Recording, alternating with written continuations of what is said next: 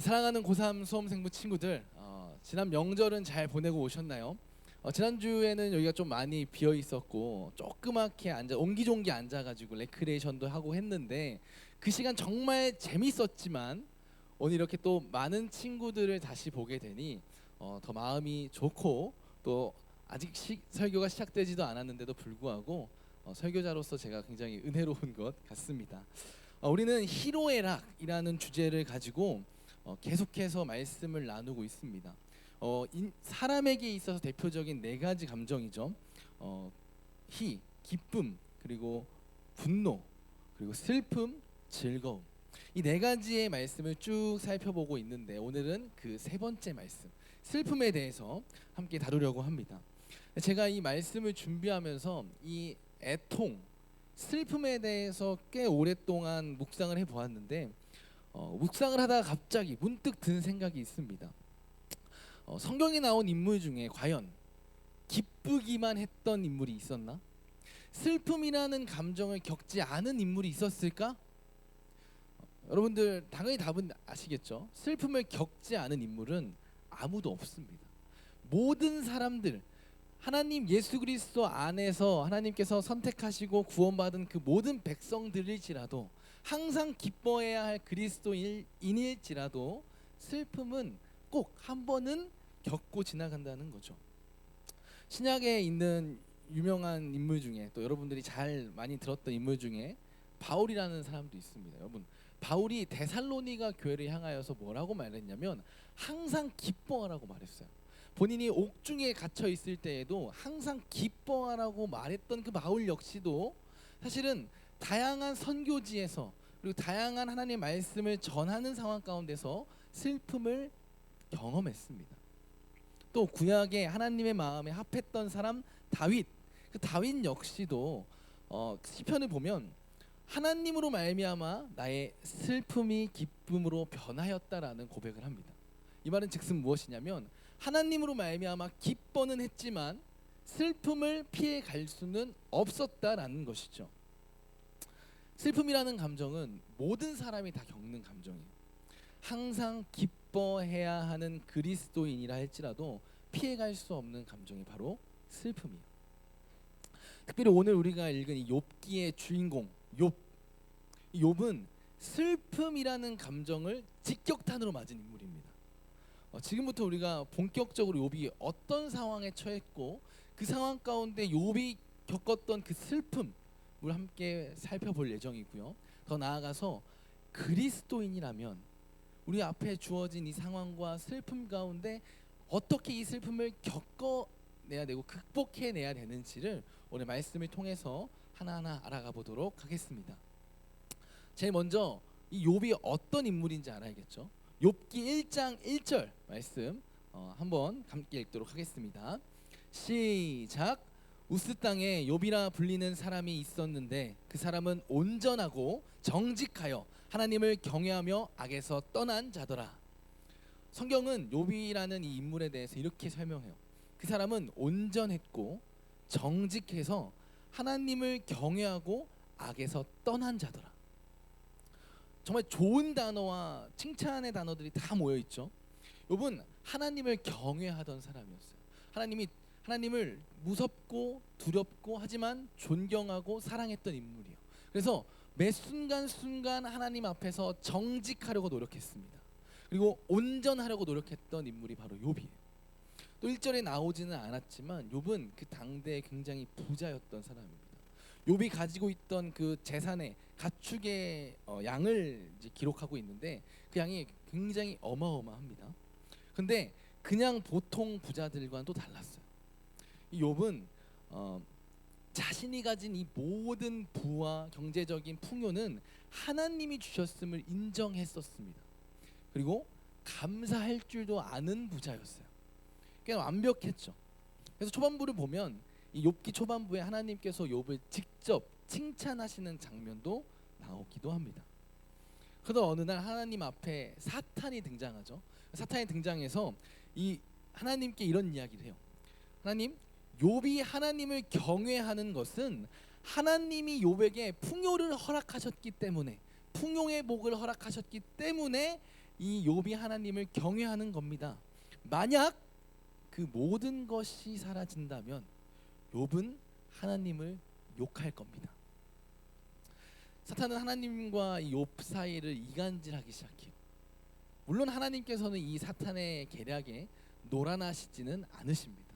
그러나 이 사탄이 욥을 시험하게끔 그냥 두세요. 그러나 사탄에게 이거 하나만은 건들지 말아라 라고 말씀하십니다. 뭐라고 말하냐면 생명만은 건들지 말아라 라고 말씀하십니다. 그 이후로 욥에게 이제 사탄이 엄청난 시험을 주기 시작하죠. 사탄은 욥이 가진 모든 것을 앗아가기 시작해요. 가장 먼저는 욥의 10명의 자녀들을 빼앗아 갑니다. 사탄은 욥의 자녀들의 일부가 강도를 만나기 위해서 강도로 의하여 무참하게 살해되게 만듭니다. 또 갑자기 큰 바람을 일으켜서 집이 무너지게 해서 그 집에 그 자녀들이 다 깔리게 만들어요. 그러니까 하루아침에 자신의 자녀들이 모두 도둑들, 강도들에 의하여서 죽임당하고 자연재해로 인하여서 나머지 자녀들이 죽임을 당하는 아주 끔찍한 일을 당하게 됩니다. 또 여기서 끝이 아니라 하늘에서 불이 떨어져요. 여러분, 하늘에서 불이 떨어진다는 게 말입니까? 말도 안 되는 상황에서 불이 떨어져서 욥의 모든 가축들이 불살라지는, 그러니까 어처구니 없이 모든 자신이 갖고 있는 모든 것들 하루아침에 다 잃게 되는 그런 어려운 일을 당하게 됩니다.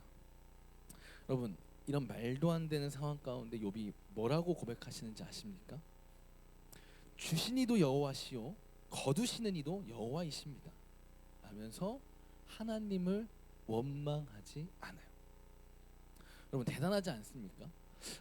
누구라도 이 상황 가운데 처했다면 뭐 하나님을 원망하지 않더라도 주변에 있는 누군가를 원망할지 모릅니다. 주변에 있는 상황을 원망할지도 몰라요. 그런데 욥은 하나님을 포함한 그 누구도 원망하지 않고요, 그리고 그 누구에게도 불평하지 않습니다. 대단했던 인물 같아요. 근데 여기서 이 욥의 테스트가 끝이 나고 또 욥이 당했던 이 고난과 슬픔이 끝이 나면 참 좋겠지만 사탄은 여기서 멈추지 않습니다. 사탄 다시 한번 하나님께 나아가요. 하나님, 욥이 또 이렇게 화를 내지 않고 온전할 수 있었던 이유는 그가 가진 소유물만 쳤기 때문에 아마 욥은 참았던 겁니다. 만약에 욥의 뼈와 살을 직접 친다면, 욥 그 자체를 친다면 분명 욥은 하나님을 욕할 겁니다. 하나님께서는 이번에도 동일하게 이 사탄이 욥의 믿음을 시험하도록 두십니다. 그리고 또 다시 한번 덧붙이세요. 단 생명만은 건들지 말라. 이 말씀을 하시고 하나님께서는 빠지시고 이제 진짜 사탄이 다시금 욥에게 다가갑니다. 그래서 욥의 뼈와 살을 치기 시작하는데 욥의 발바닥부터 정수리까지, 그러니까 온 몸이죠, 여러분. 온 몸에 빈틈없이 종기가 나게 합니다. 그래서 온 몸이 간지럽고, 또 간지러우면 어떻게 되죠? 피부가 까지죠. 진물이 납니다. 피가 납니다. 너무 고통스러운 거죠. 이렇게 최악의 건강 상태로, 그리고 그 건강까지도 사탄은 욥에게서 빼앗아 갑니다. 여러분, 이런 상황 가운데서 욥은 어떻게 반응하냐면 입술로 범죄하지 않았다고 성경에 기록되어 있어요. 욥은 하나님께 복을 받을 수도 있고 또 화도 받을 수도 있지 않느냐라며 하나님을 원망하지 않아요. 여러분, 사람이라면 그냥 욥이 처한 상황에 처했다면 그 누구라도 슬픈 마음이 들었을까요? 들지 않았을까요? 누구라도 슬픈 마음이 들었을 겁니다. 욥은 하나님을 원망하지 않았습니다. 불평하지는 않았습니다. 하지만 슬펐어요. 그 슬픔이 어디서 나오냐면 3장에 나옵니다. 욥이 슬픔이 얼마나 심했다면 그 원망과 한탄과 후회들, 세상으로 나아가지 않고 하나님께 나아가지 않았던 그 한탄과 후회들이 누구한테 돌아오냐면 자기 자신한테 돌아오는 걸 볼 수가 있어요. 오늘 우리가 읽었던 본문입니다. 욥기 3장 1절인데요. 제가 읽어드리겠습니다. 그 후에 욥이 입을 열어 자기의 생일을 저주하니라. 여러분, 사람이 거듭된 실패와 좌절, 상실을 마주하다 보면 당연히 슬픔에 빠집니다. 여러분, 슬픔이 나쁜 것만은 아니에요. 괜찮아요. 하지만 우리가 경계해야 할 감정이 하나 있는데요. 우리는 종종 그리고 꽤나 쉽게 이 감정을 슬픔의 감정과 동일하게 생각할 때가 있어요. 그 감정이 무엇이냐? 바로 우울입니다. 우울증이라고도 많이 얘기하죠. 우울증은 꽤나 심각한 병리적 상태를 얘기하는데 그 전에 우울에 우리는 꽤나 자주 빠지게 돼요. 이 슬픔과 우울은 사실 시작점은 같습니다. 어떠한 상실에 대한 아픔이라고 생각하시면 되거든요. 두 모든 감정, 슬픔과 우울은 상실에 대한 아픔의 감정인데 그 중에서 슬픔은 무엇이냐면 이 상실의 상황에서 정확히 그 상실한 상황에 대해서만 슬퍼하는 것을 말합니다. 아파하는 것을 의미해요. 반대로 이 우울이라는 감정은 슬프고 상실의 상황 가운데서 상실의 상황과 상실된 것에 대해서만 슬퍼하는 게 아니라 이것을 확대 해석해서 극단으로 치우치는 것을 우울이라고 하는 거예요. 자, 예를 들어 볼게요. 우리가 터키 아이스크림을 샀다고 생각해 봅시다. 터키 아이스크림. 터키 아이스 어떻게 생겼는지 아시죠? 콘 위에 아이스크림이 얹어 있어요. 우리가 그것을 먹으려고 한 입을 딱 베어 물었는데 그럴 리는 없겠지만 아이스크림이 잘 얹어져 있지 않았던 거예요. 한 입 먹었는데 이 위에 있던 아이스크림이 땅에 떨어집니다. 자, 여러분, 슬픔이라면 이 아이스크림이 떨어졌다라는 그 사실 하나로 그리고 그냥 아이스크림을 못 먹게 되었구나 라는 사실로 인하여 슬퍼합니다. 그리고 돈이 아깝다라는 생각으로 그 상실감으로 슬퍼합니다. 근데 여러분, 우울은요, 이 같은 상황을 처할지라도 어떻게 말하냐면 되는 일이 없어서 어떻게 내 인생을 이렇게 되는 일이 하나 없을까? 이 아이스크림 하나 떨어뜨린 것뿐인데 금전적인 손해만 있었을 뿐이고 그냥 아이스크림을 못 먹게 된 것뿐인데 인생 전체를 비관합니다. 나는 운이 없는 사람이야, 재수가 없는 사람이야 라면서 나 자신을 비관합니다. 여러분, 이것이 우울이에요. 우리는 상실된 것, 상실한 것에 대해서만 슬퍼해야 하는데 이 슬픔이 우리의 인생을 모두 적셔버리다 보니 우리는 이 우울에 너무나도 쉽게 빠져들어요. 눈앞의 현실과 실패를 곧 내 인생 전체의 실패로 받아들인다는 거죠. 나는 실패자야, 나는 아무것도 할 수 없어, 이런 마음에 쉽게 우울에 빠지게 됩니다. 그리고 더 나아가서 삶의 어떠한 동기도 잃어버린 상태, 무기력의 상태에 빠지게 되죠. 이 3절의 욥의 상태는 슬픔의 상태가 아니라 슬픔에서 더 깊숙한 슬픔에 잠긴 우울의 상태로 보여집니다. 차라리 태어나지 않았더라면 자신이 태어난 것을 후회하고 자책해요. 욥 내면에 일어난 이 슬픔과 우울의 파도는 우리의 삶 가운데서도 우리의 일상에서도 쉽게 찾아옵니다. 또 욥에 비하면 우리의 일상의 이 파도는 너무나도 잔잔함에도 불구하고 우리는 이 잔잔한 파도에도 쉽게 슬퍼하고요, 슬퍼함을 넘어서 우울감에 빠지기도 합니다. 강도사님이 어렸을 때 우울감에 빠졌던 이야기, 정말 사소한 이야기 한번 여러분들에게 나누고 싶습니다. 강도사님은 4남매예요. 4남매. 위로 누나가 2명이 있고 아래로는 쌍둥이 여동생이 1명 있습니다. 근데 당연히 형제가 많다 보면 식탐이 많아요.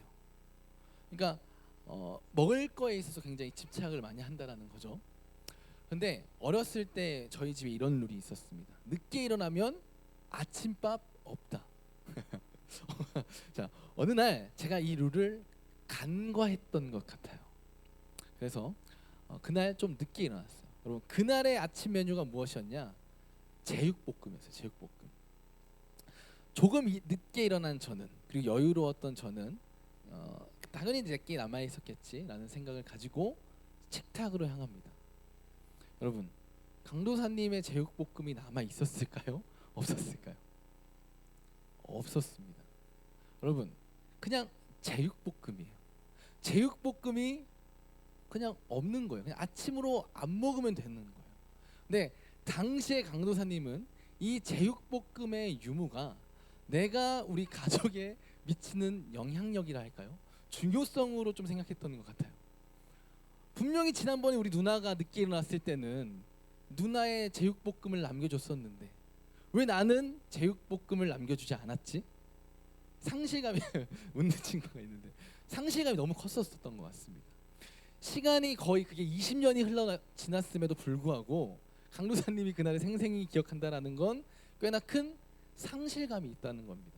그리고 그 제육볶음 하나 때문에 강도사님이 슬퍼했던 것이 아니라 우울했던 것을 저는 느꼈다는 거죠. 여러분, 제육볶음 하나에 저는 상처를 받았어요. 제육볶음 그 사소한 것 하나 때문에 제가 우울감에 빠졌습니다. 여러분, 우리는 이렇게 사소한 것, 그냥 무심코 지나갈 수 있는 것 때문에 슬픔에 빠지고 우울에 빠지는 존재입니다. 여러분, 얼마나 우리는 쉽게 지나가는 누군가 무심코 던진 말들, 그리고 누군가가 했던 작은 행동들에 상처를 받는지 몰라요. 그리고 그들의 말에, 그들의 행동에 의미 부여해서 받지도 않아도 되는 그 슬픔과 우울 속에서 매일을 살아갑니다. 솔직히 막말로 여러분들, 고3 수험생이라는 그 사실 하나로 여러분들은 우울하고요, 또 슬픕니다. 공부해야 하는 것이 싫지만 해야 하는 그 현실 때문에 여러분들 너무나도 마음이 힘들어요. 우울해할 만합니다. 우리 모두가 욥이 겪었던 이 슬픔과 우울함의 길을 걷고 있는 거예요. 욥의 파도는 너무나도 컸을지 모릅니다. 우리의 파도는 너무 잔잔할지 몰라요. 그렇다고 우리가 이 길을, 이 고난의 길을, 슬픔의 길을, 우울함의 길을 걷고 있지 않느냐? 그렇지 않습니다. 우리 모두가 욥이 겪고 있었던 이 슬픔의 길, 우울함의 길, 우리 모두가 걷고 있다라는 거죠. 그렇다면 이 지독한 슬픔과 우울 속에서 그리스도인이라면 어떻게 반응하고 또 이 우울함을 어떻게 극복해야만 할까요? 우리 삶에 이 깊숙이 들어온 이 슬픔과 우울함 어떻게 벗어나야 할까요? 지독한 슬픔과 우울을 이겨내기 위해서는 가장 먼저 하나님 앞에 나아가야 돼요. 하나님을 바라보고 기도해야 한다는 것이죠. 욥은 3장 이후로 자신이 겪은 슬픔과 이 우울함, 이 고난의 이유를 찾기 위해서 무단히 애를 씁니다. 제일 처음에는 자기 자신을 돌아봐요. 내 삶을 돌아보기 시작하면서 혹시 내가 고난받을 만한 잘못을 저질렀나? 혹시 내가 죄를 지었나? 아니 주변 사람 누군가에게 그 마음에 상처를 주는 일을 했나? 돌아봅니다. 여러분들도 아시겠지만 욥은 의인이었어요. 자기 자신에게서 고난의 이유를 찾을 수가 없었습니다. 그래서 욥은 또 어디 갔냐? 주변의 친구들에게로 나갑니다. 친구들과 꽤나 깊은 이야기를 해요. 여러분, 친구들과의 대화가 얼마나 긴 분량이냐면 욥기가 총 42장입니다. 그래서 친구들과의 대화는 4장부터 35장, 그러니까 약 33장 분량의 대화를 친구들과 나눠요. 여러분, 그렇게 길게 나눴다면 고난에 대한, 슬픔에 대한 나름의 이유를 찾았어야 하는 것이 마땅한데 욥은 그 친구들과의 대화에서도 고난의 이유를 찾지 못합니다. 성경은 의도적으로 고난의 이유, 슬픔의 이유를 욥 자신과 친구들의 대화를 통해서 드러내지 않고 있어요. 왜냐하면 욥이 겪은 이 슬픔과 고난은 욥 자신과 혹은 친구들을 통해 알 수 있는 것이 아니라 하나님을 통해서만 발견할 수 있다는 것을 드러내기 위해 성경은 의도적으로 다른 어떠한 장치를 통하여서, 다른 어떠한 것들을 통하여서 이 고난의 이유를 밝히고 있지 않습니다. 오직 하나님 앞에 욥이 나아갈 때에 그 고난의 이유, 슬픔의 이유를 드러내요.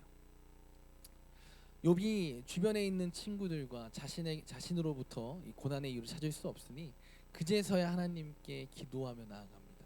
하나님, 저는 어떻게 해야 할까요? 이 슬픔 속에 있던 욥이 하나님께 나오자 하나님께서 그제서야 욥에게 자신을 드러내시고 욥이 겪고 있는 슬픔과 또 그 고난보다 하나님 자신이 더 큰 분이시라는 것을 깨닫게 하세요. 말이 좀 어렵죠. 쉽게 말하면 세상을 만드신 하나님께서 여러분들 모두의 슬픔을 알고 계실 뿐만이 아니라 그 모든 어려움과 슬픔 위에 계셔서 그리고 그 위에서 일하고 계심을 알려주셨다라는 거예요. 여러분, 욥이 어떻게 했을 때 이 사실을 알려주셨다고요? 하나님을 바라보고 기도하게 되었을 때, 기도로 하나님 앞에 나오게 되었을 때 그제서야 욥은 자신의 슬픔의 이유, 고난의 이유를 발견하게 됩니다.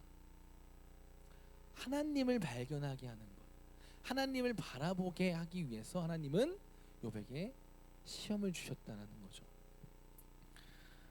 욥은 슬픔에 잠겨 있는 지금도 하나님께서는 나와 함께 계시며 이 슬픔 속에서도 하나님의 뜻과 계획이 있다라는 사실을 알게 된 겁니다. 여러분, 마찬가지로 우리 역시도 마음속에 슬픔이 있습니다. 그리고 지금 여러분들 마음속에 우울함이 있을지도 몰라요.